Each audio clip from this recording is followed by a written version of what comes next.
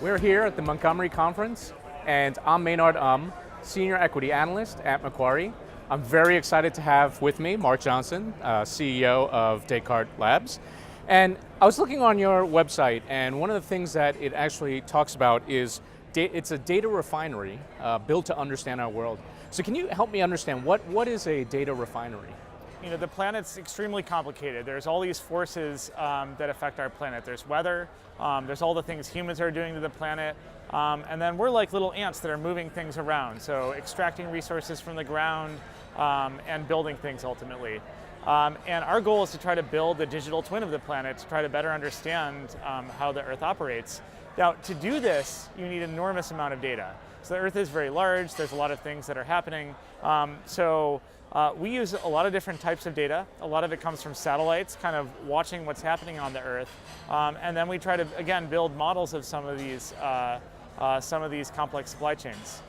Tell me a little about the sourcing of your data. There's a lot of, obviously, government data, and there's a number of different sources, lots of sensors, lots of satellites that are coming up.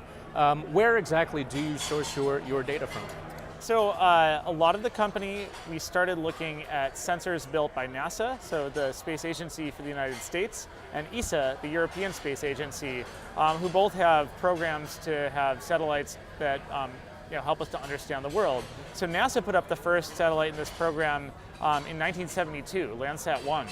So we had continuous pictures of the planet for several decades. One of the inspirations for this company was looking back at archives like that, which had gone from film to servers, now finally in the cloud and accessible, and decades of imagery largely untouched.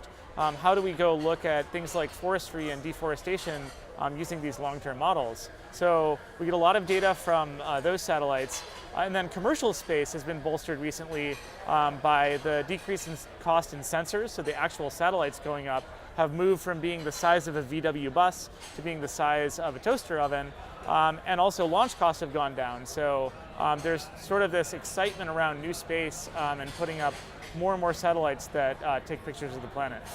So this must be pretty challenging. You must have tons of data, and is it stagnant? I mean, it must be growing every single day. How do you actually manage that much data? I mean, this all goes back to the data refinery and why we think that's such an important concept, because data is coming now from dozens of sources and all be putting in one place, so you can query all of that data very quickly through space and through time.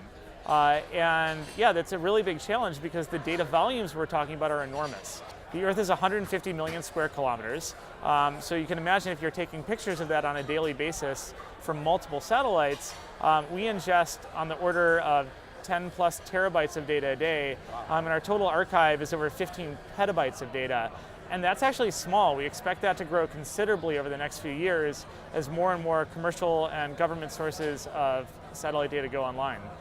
Okay, so once you have this data, what do you do with it? Do you refine the data, and do you give this to your customers and they do the analysis, or do you also do the analysis for them? Like, how far along that path can you go down for your customers?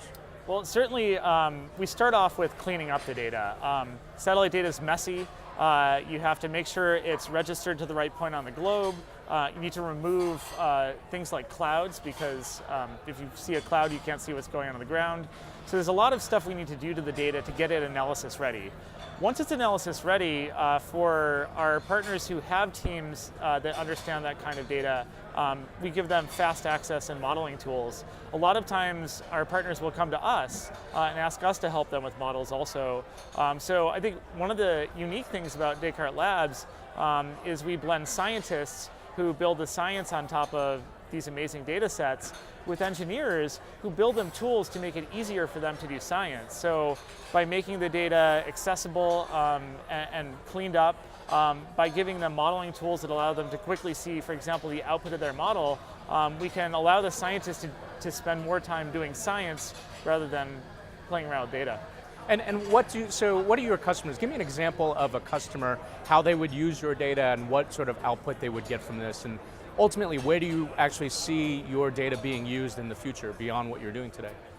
So since this is planetary scale things, we look at a lot of commodities. So we look at agriculture, what crops are growing where, how much soy is growing in Brazil, where is that soy being shipped to?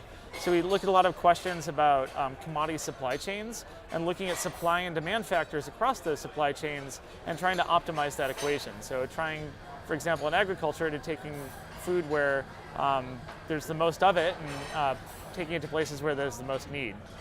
And in the future, do you see other uses of this data beyond agriculture, and how do you think this evolves in terms of the enormous amount of data you have?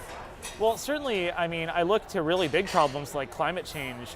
One of the ways that we combat this is a few things. One, just knowing where we're at.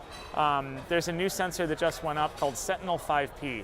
And what's neat about it is that it tries to track greenhouse gases. So we just made this map of the Earth looking at nitrous dioxide. So one of a greenhouse gas kind of caused from things burning.